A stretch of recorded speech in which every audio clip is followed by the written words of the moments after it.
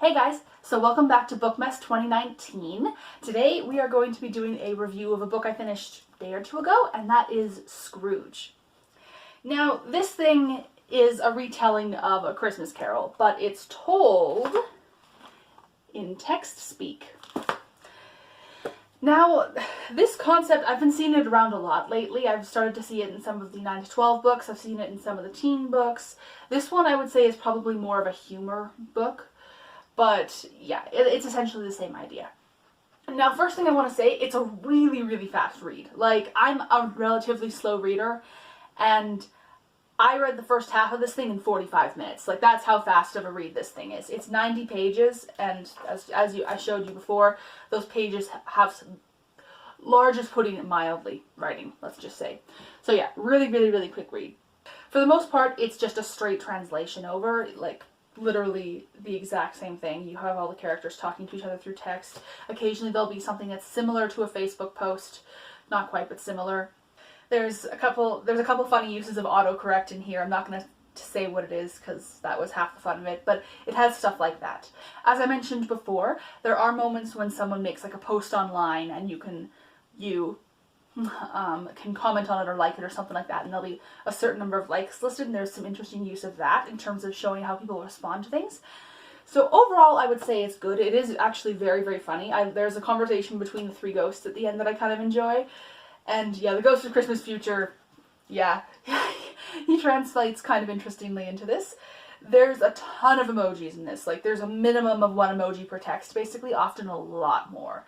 Which, you know, it works. It helps because it helps give a different dimension to it beyond just the text itself, especially since you can't describe actions or directly describe emotions usually through this. It is good to have that extra layer of storytelling in here.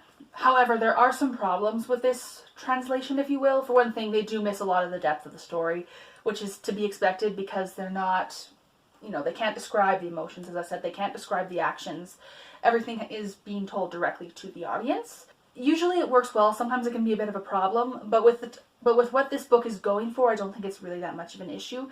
The bigger issue is when the characters do choose to actually say, this is how I'm feeling, or this is what I'm thinking. I'm especially thinking of Scrooge here when, you know, like one of the ghosts asks him, oh, what are you thinking? And he says it, and it's like, there's no way he would actually say that over a text, because it'd be way too easy to hide it, and he isn't at the point yet where he would be willing to express that.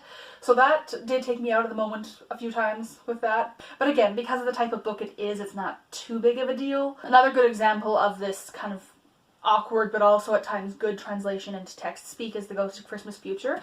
He speaks pretty much entirely through emojis because, you know, in the original story he doesn't actually speak. He just kind of gestures.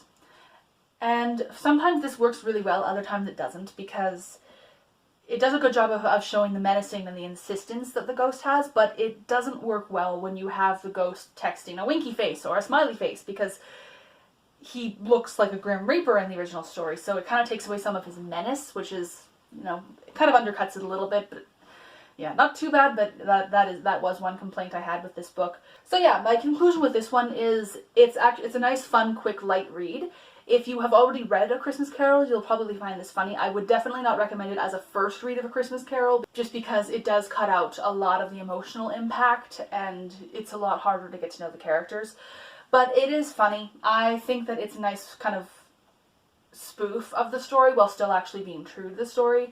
And you can tell the writer does legitimately care about A Christmas Carol. Like, there's moments when he actually stops to explain this one detail that is very, very time era specific and pretty obscure that would be pretty easy to cut from the book, so it's kind of just there as an Easter egg. Yeah, if you see it, I would recommend picking it up and reading it, but yeah, if you're not familiar with the story, maybe at least watch a movie first. Have you guys seen any books of this type before, and if so, what do you think of them? Have you read any like them? What are your favorite aspects or least favorite aspects regarding them?